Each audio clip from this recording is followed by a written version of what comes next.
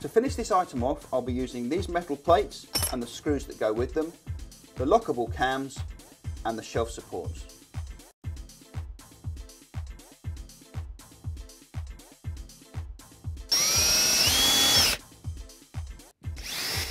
The last thing to do before we start assembling these panels is to put the plinth block in here and to put the wooden dowels in the end like that.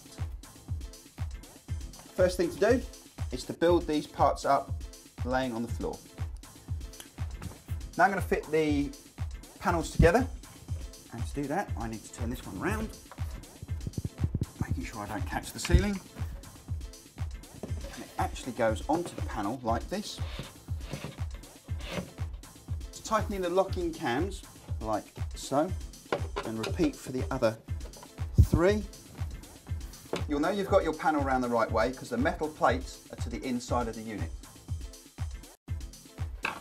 I fit my base panel, and before that I put my wooden dowel in here like so, and then joining the 2 parts together like so. Tighten the cams, this one as well, fit the plinth and tighten it into the hole. Working my way up to the top of the unit, again putting my wooden dowel into here, like so, and then join the 2 parts together.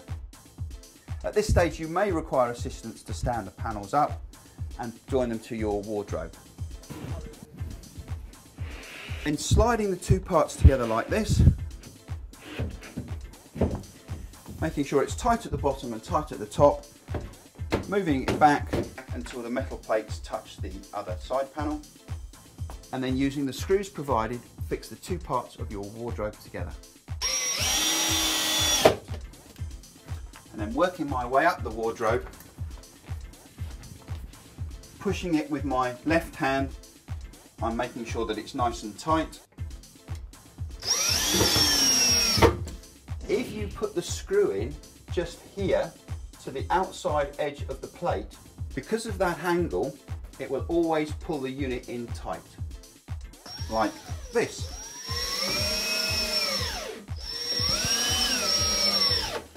The metal plates are on the inside of your wardrobe. This means that you can assemble the wardrobe as close to the wall as possible. The corner wardrobe I've assembled here has an oak finish here and an oak finish here. The interior of the wardrobe is pear wood. Inside your corner wardrobe there is a shelf unit that goes to the inside just here. I put my metal cams in the top here. Don't forget to make sure that the arrow matches up with the hole in the end of the panel. Metal dowels, I screw them into the holes here. Taking the shelves, I put the cams in.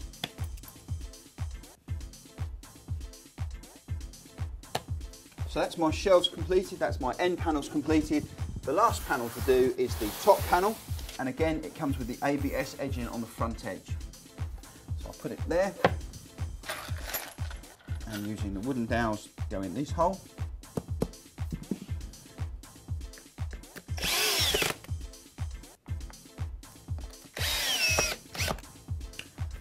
On your top panel, there are 2 pre-marked holes here, and these are for the last metal plate.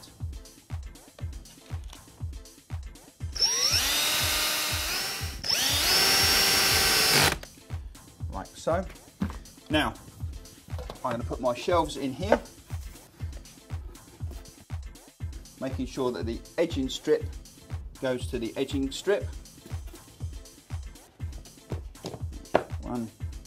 Tighten the cam up.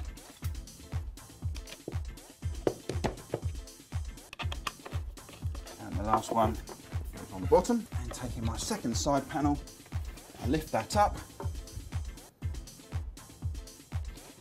and fixing it on. Tighten the cams. I now stand this unit up and I put my top panel on here. Again, the edging strip goes to the edging strip here. So putting it on like this, knock it down, tighten the cams up. Okay, so I can now lift this into my wardrobe, and I'll do that like this. This metal bracket, this metal plate goes to the underside of this shelf.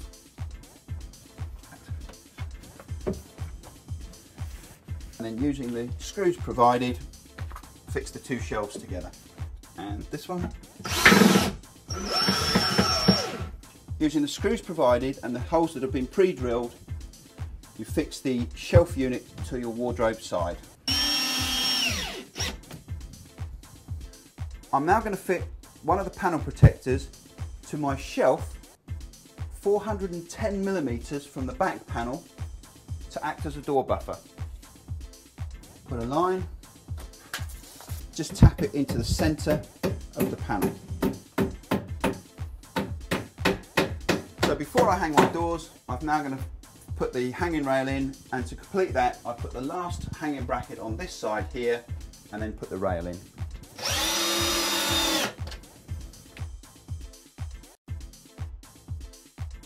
I've positioned the hanging rail at the recommended height.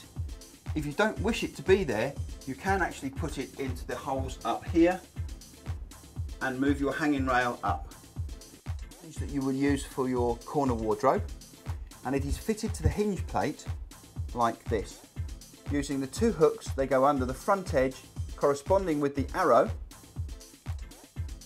and you push it back and it locks into position. To release it, you just push the button on the end and the hinge comes off. I'll just fit this last hinge to the door, and then using the screws provided, like that. So we take the first door, fitting the top hinge first. I support the door on my foot and clipping it underneath, push it back, click. Do the same for the other hinges as I'm working my way down. Shut the door. So again, starting from the top, supporting the door on my foot, click. You only fit one handle to these doors, and that handle will go on this door here, and that enables you to open the door using the handle, and you open the second door by putting your hand inside like this. To adjust this hinge in or out, you use this screw here, and when you turn it anti-clockwise, you loosen the screw off, and then you can slide it forward and back. Once you're happy where the positioning is, just retighten that screw. If you wish to move the door up or down, you loosen these two screws off here on all four hinge plates, and you can move the hinge up or down, and then retighten those screws back up.